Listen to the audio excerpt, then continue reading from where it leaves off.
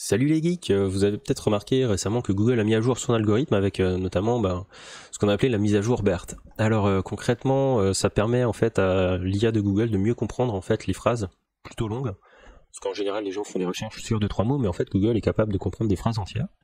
Et notamment maintenant, c'est censé les comprendre un peu mieux. Alors BERT en fait c'est un modèle mathématique qui a été développé il y a quelques années déjà, enfin 2018, fin 2018, début 2019.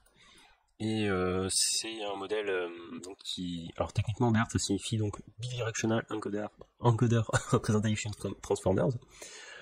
Et globalement il a d'assez bons scores en fait sur tous les tests un peu qu'on utilise en NLP. Globalement, donc vous pouvez avoir accès au code source de la recherche, donc vous tapez Google Research et vous avez accès au modèle BERT en anglais. Alors concrètement, pour parler techniquement, depuis quelques années, donc on parle beaucoup, si vous regardez mes premières vidéos en IA, je faisais de l'IA sur donc du bag of words ou ce genre de choses. Bon, maintenant on est passé sur du Transformers, on s'est rendu compte que ça manquait quand même d'informations.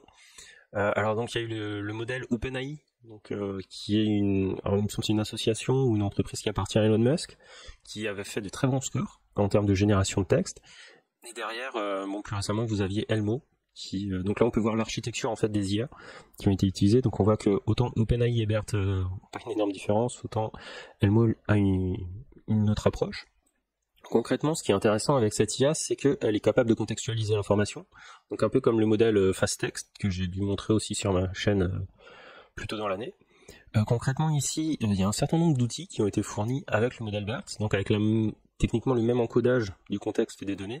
On peut faire ce qu'on appelle on masque une information et l'IA va découvrir en fait l'information qui est masquée et tenter d'avoir la bonne correspondance. Donc ici par exemple, on a cette phrase là et puis l'IA propose de store pour là où va l'individu.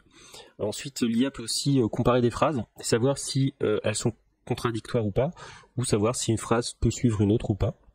Donc il y a quand même une sorte de pseudo-logique sur le contexte de la phrase.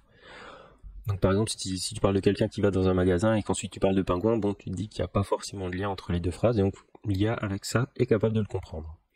Bref, il s'avère que des Français se sont amusés à développer ce modèle. Alors, ils ont un site web qui s'appelle camembert-modèle.fr. Alors, il me semble, des informations que j'ai eues, c'est des personnes de l'INRIA et des équipes de Facebook qui ont développé ça. Donc, concrètement, vous avez juste à utiliser Torch, à installer le modèle. Pour si je vais réexécuter le truc, j'espère que ça prend pas trop de temps. Ensuite, vous avez donc juste à charger le modèle Camembert. Il me semble que ça peut prendre pas mal de temps à se faire exécuter. Alors il l'a gardé en cache, c'est bien. Et donc ici par exemple, j'ai ma phrase quel est votre et masque, et donc en fait l'IA va tenter de trouver les 15 premiers éléments qui semblent le plus logique à la question quel est votre. Donc là on voit quel est votre métier, quel est votre profil, et ainsi de suite. Donc ça peut permettre d'avoir des indices sur des phrases. Donc si vous voulez par exemple faire une sorte de pseudo-moteur de recherche où vous voulez donner des comment qu'on appelle ça, des complétions de texte, vous pouvez utiliser ça. Et ce qui est intéressant, c'est que elle est vraiment capable de faire la différence entre quel et quel, LE. Donc là, on voit expérience, donc là, c'est tous des mots féminins, une recherche, une motivation, machin. Donc c'est plutôt cool. Derrière, vous pouvez tenter de mettre des petites blagues. Après, le comment est votre, par exemple, j'ai tenté le comment est votre Blancat, techniquement. Mais elle a pas compris la blague, c'est dommage. Ça aurait pu être drôle, mais bon. Après, les mots sont assez bien trouvés. Par contre, si vous mettez, par exemple, un truc qui veut pas forcément dire grand-chose en français. Bon, après, on suppose qu'il faudrait continuer la phrase, mais bref. Est-ce que l'IA va comprendre? Ah non, il y a trop de masques. Bref, bon, tant pis.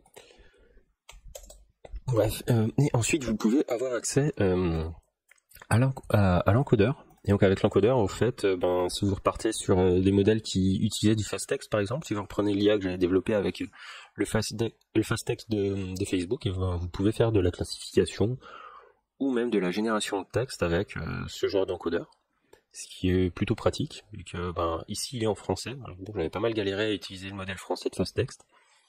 Bref, donc voilà, si jamais vous voulez vous amuser à faire des IA qui sont capables de comprendre en partie des langages, vous pouvez partir donc sur ce modèle-là, qui est plutôt facile à mettre en place, hein. Il y a très peu de code comparé à ce que j'avais sur mon FastText. Voilà, ça peut être sympa. Ah, c'est tout pour aujourd'hui. À une prochaine.